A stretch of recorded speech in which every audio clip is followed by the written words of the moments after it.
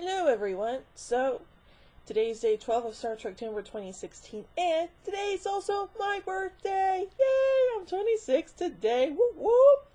So anyway, let's start things off today with Requiem for Methuselah.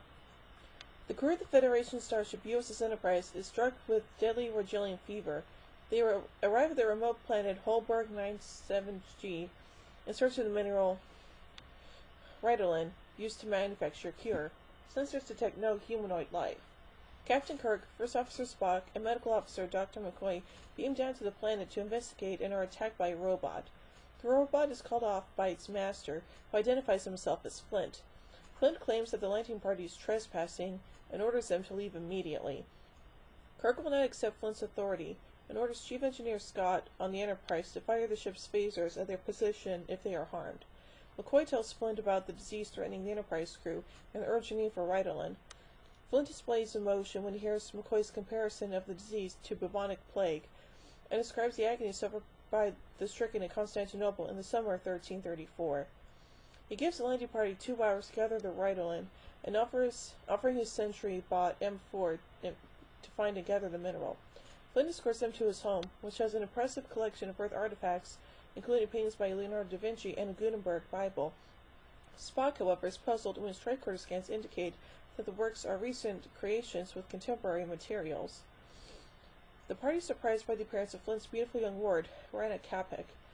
Rina likes Spock, who is impressed by her knowledge of physics. According to Flint, her parents were employees who died in an accident. Kirk plays billiard with Rina, and they dance to Waltz played on the piano by Spock.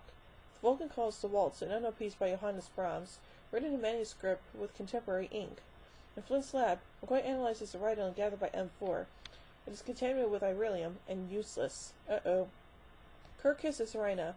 M4 attacks him and Spock destroys the robot with his phaser. Kirk confronts Flint about the attack, and Flint says that M4 misinterpreted Kirk's actions as hostile.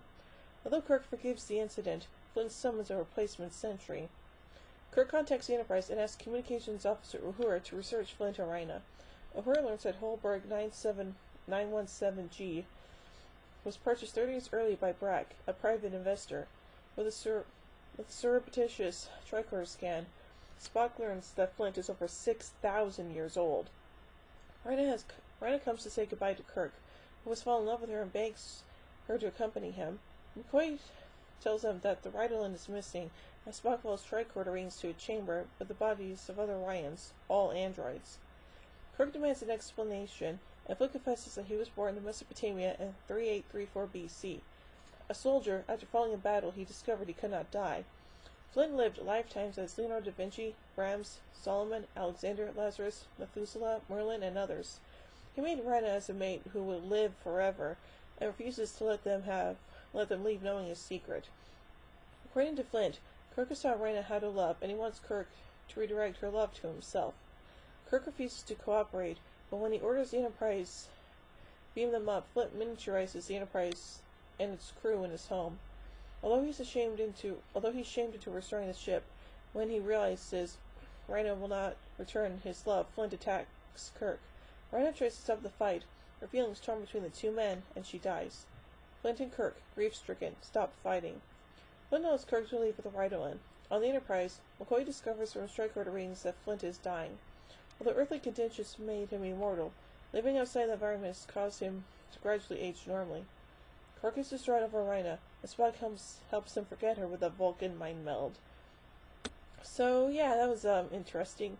Anyway, let's look at what's done for the 40th anniversary remastering. This episode was remastered in 2006 and aired June 21st, 2008, as part of the remastered original series. It was preceded a week earlier by the remastered The Way to Eden, and followed a week later by the remastered The Savage Curtain. Changes made specific to this episode include Flint's home is now a large palatial home, complete with observation tower. Originally, Flint's home was represented by a reuse of the matte painting of Rigel 7 from The Cage. Planet Holberg 917G is now more realistic, with 2 moons orbiting behind it. The effect of the Enterprise being miniaturized from space is remastered. So that's pretty interesting, huh?